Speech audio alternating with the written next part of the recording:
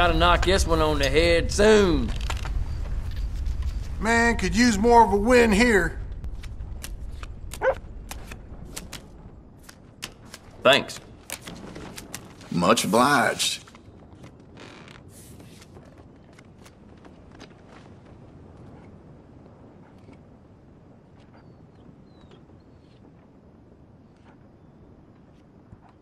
You ready to play now?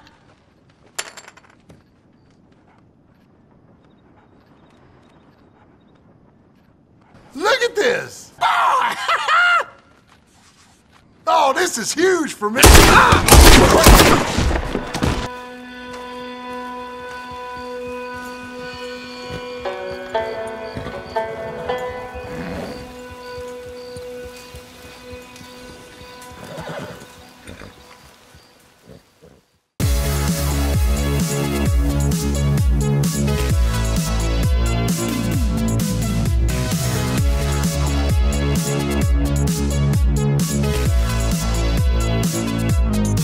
Oui bon, j'ai peut-être un petit peu trop joué à Red Dead 2, c'est possible, mais en même temps c'est en rapport avec ce qu'on va vous présenter aujourd'hui. Pour le coup c'est assez particulier parce qu'on avait envie de reprendre les VG, mais il n'y a pas beaucoup de vide-greniers par chez nous. Mais par contre il y a des espèces de bourses aux livres, des trucs comme ça, des trucs un peu plus professionnels. Et on a pu acheter pas mal de BD, donc aujourd'hui on ne parlera que de BD, il y a des prix plutôt cool, certains un peu plus chers que d'autres peut-être, mais là on va commencer par un lot de ouf qu'on se sépare entre Sansan et moi parce qu'il y a vraiment trop de BD. Je commence par Le Suédois de Christophe Gauthier, on est clairement dans l'inspiration du court-métrage et de Red Dead 2 pour moi, puisqu'on est sur une histoire qui se passe en 1898 dans le Nebraska. Red Dead 2 c'est 1899 si je ne m'abuse, donc on est vraiment dans la même époque. C'est un huis clos qui va réunir 4 immigrés américains autour d'une partie de cartes. Voilà, vous avez compris le délire. Ça me fait penser en plus un peu au western de Tarantino, Les 8 salopards, puisqu'il y a une histoire de tempête de neige, tout ça, où ils se retrouvent coincés, pareil, un délire huis clos. C'est un auteur plutôt intéressant que je ne connaissais pas, puisqu'il adapte des romans. Celui-ci d'ailleurs c'est un roman d'un auteur que je connais pas mais qui est apparemment très connu, mais il a aussi adapté Robinson Crusoe, et ça c'est plutôt cool parce que j'aime beaucoup Robinson Crusoe,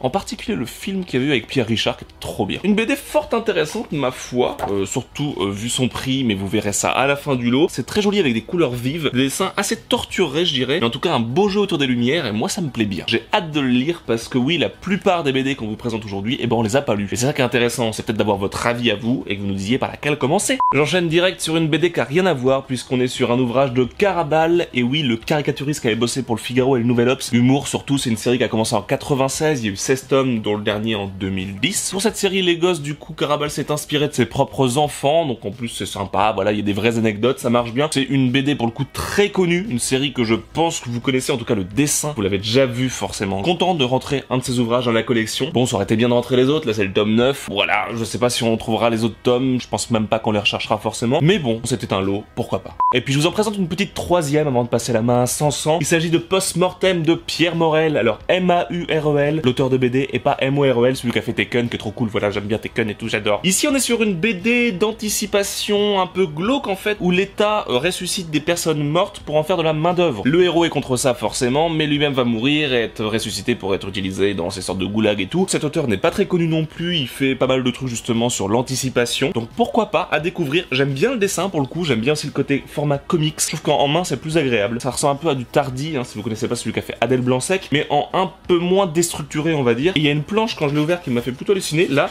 je trouve qu'on dirait du Scott Pilgrim. J'aime bien les couleurs un peu passées, un peu pastel, ça me plaît bien. Je vous dirai ce que j'en pense sur Instagram si j'y pense un jour, mais en tout cas si vous connaissez, n'hésitez pas à me le dire. Je continue ce superbe lot avec une BD de Didier Tronchet, La gueule du loup. Vous le voyez dès la couverture, c'est juste oufissime, c'est beau. Jusqu'où iriez-vous par amour? Parce que oui, c'est une espèce d'histoire d'amour entre trois personnages, ça part un peu dans tous les sens, c'est en gros une comédie dramatique. Et en fait Didier Tronchet il est déjà connu pour Jean-Claude Tergal qui est un peu dans ce style là aussi. C'est un peu malaisant comme humour et tout, on a un peu pitié du personnage, il est très moche et tout. Et Jean-Claude Tergal en fait c'était publié dans les fluides glaciels, donc on en a quelques-uns dans nos petits recueils de fluides glaciels qu'on possède. Là Didier Tronchet il fait fort parce que du coup sa BD est juste magnifique. Il y a du bleu.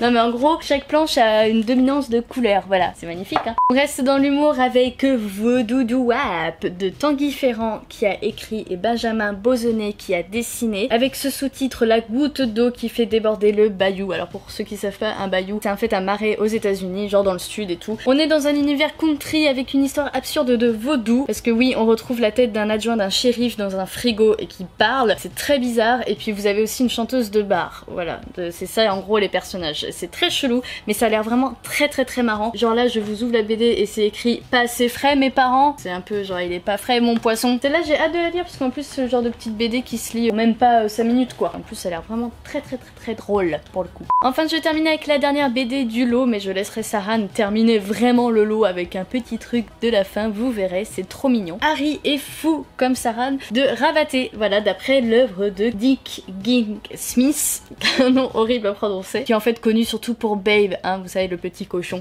Là c'est l'histoire d'un petit gamin anglais qui reçoit par héritage d'un vieil oncle d'Amérique un perroquet. Donc je peux vous dire que sur le coup le gamin il est un peu déçu hein, parce qu'il s'imaginait genre une Porsche et tout, mais oui bien sûr.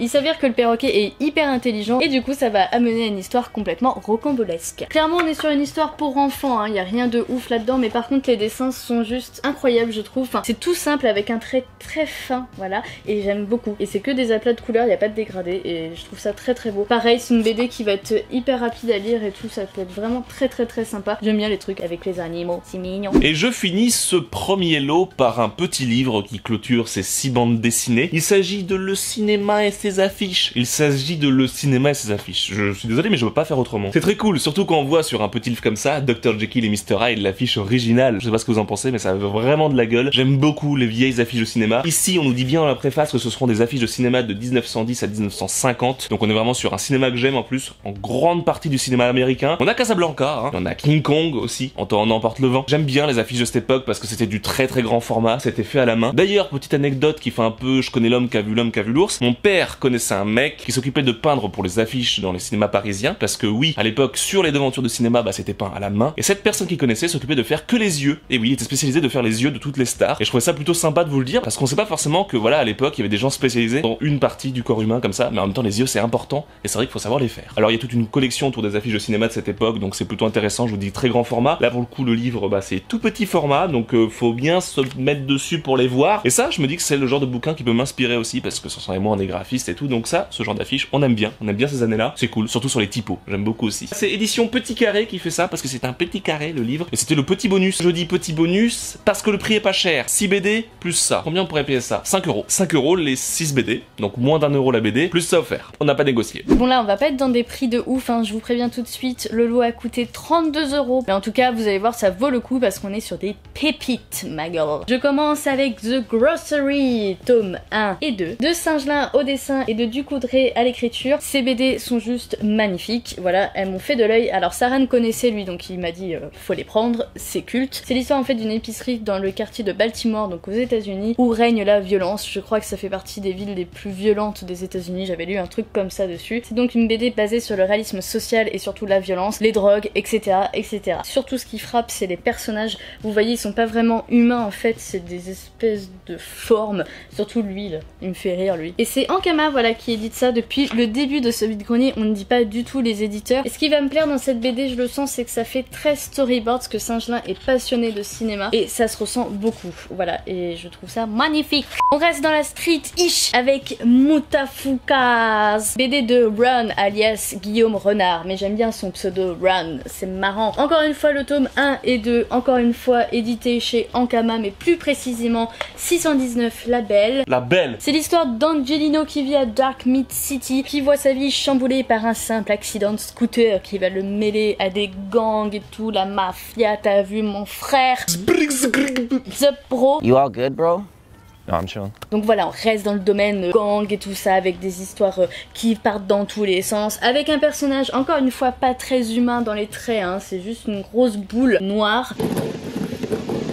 La boule magique, la boule de lavage. En fait ça fait longtemps qu'il bosse sur le projet, depuis les années 90, il a fait en fait un court métrage pour le présenter, puis il a fait des BD, puis il a fait un espèce de spin-off qui s'appelle Puta Madre, et d'ailleurs Singelin de la BD Grosserie a fait une couverture de Puta Madre, donc comme quoi tout est lié. Et pour finir sur les petites anecdotes autour de cette BD Mutafukaze, eh bien Run l'a adapté en film d'animation avec un japonais. Ils ont mis du temps à le distribuer en France, le pauvre, parce que personne n'en voulait alors que ça a l'air trop bien. C'est donc sorti en 2018 en France alors que le film a été fait genre en 2016-2017, un truc comme ça. Et vous avez quand même les voix des casseurs flotteurs dedans, hein, dans les rôles principaux. Donc il faut absolument qu'on se retrouve ce petit film parce que ça doit être trop bien, mais en attendant on peut se faire les petits Mutafukaze. Voilà, le tome 1 et 2. On passe à la seule BD que j'ai lue dans tous ces lots, ces BD de partout. Oh, en même temps, elle était tellement belle que j'avais envie de la lire tout de suite. Les 9 derniers mois de ta vie de petit con. De Cookie Calcaire, alors je crois que ça se dit calcaire comme ça. C'est à la base un blog BD de Tumblr. Je trouve ça bien, ça me fait penser à Pénélope Bagieux forcément. Et donc vous voyez, c'est très coloré et ça raconte en toute logique les 42 semaines qui précèdent la naissance de son fils.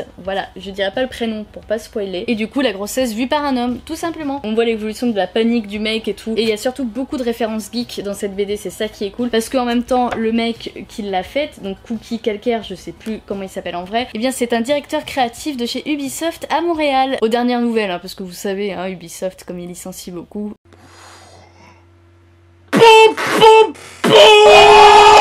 Mais en tout cas, dernièrement, c'est sûr, il a sorti une BD en août dernier qui s'appelle Pénis de table. Oui, pénis, c'est non pas tennis, hein, je l'ai bien dit. Qui en fait raconte l'histoire de sexualité vue par 7 hommes. Si je la vois passer, je la prendrai aussi parce que j'ai beaucoup aimé les 9 derniers mois de ta vie de petit con. Je termine ce gros lot par 2 gros trucs, hein, puisqu'il s'agit de 2 recueils de Billy Brouillard de Guillaume Bianco. On a en fait 3 volets dans chaque. Il existe en tout 3 recueils, mais le dernier c'est un spin-off parce que ça raconte l'histoire de chat. Alors oui, moi quand j'ai lu ça, j'ai dit mais moi je veux ce recueil là. Moi le petit garçon là qui voit des gens qui sont morts, enfin pas des gens qui sont morts, mais des créatures et tout chelou, bah il m'intéresse moins que des chats. Moi je veux les chats. C'est très joli Billy Brouillard, j'aime beaucoup. En tout cas Saran quand il a vu ça, il a dit bah faut acheter parce que c'est trop bien Billy Brouillard. Et d'ailleurs le titre entier c'est Billy Brouillard les comptines malfaisantes. Le style de dessin ça fait beaucoup penser à Don't Starve, vous savez le jeu vidéo. Enfin, moi je connais pas, je l'ai jamais joué, mais j'ai vu des pop et c'est vrai que ça fait beaucoup penser, c'est très très beau avec les gros yeux comme ça. Pas grand chose à dire d'autre parce que je ne connais pas beaucoup et c'est en plus la seule BD fantastique du lot donc ça fait plaisir. Donc vous l'avez vu, un 32 € ça fait peut-être un peu cher sur le coup quand on dit comme ça. Ce ne sont que des BD qu'on ne peut pas trouver facilement comme ça, on va pas tomber dessus comme ça en vide-grenier du jour au lendemain, moi je vous le dis. Hein. Si vous les voyez en tout cas n'hésitez pas à foncer dessus parce qu'on vous les recommande même si on ne les a pas toutes lues, mais surtout celles qu'on connaît et qu'on aime bien. Bah c'est logique mais bon, bah, bref, faites-nous confiance merde. Quelle qualité. Je suis très content de rentrer du Ankama, c'est des éditions de BD que j'aime beaucoup, je trouve que ça a redonné en plus un vent de jeunesse à la BD française. Et pour rester dans le côté content, j'ai envie de finir avec ma collection de BD la plus importante, on va dire, à ce jour,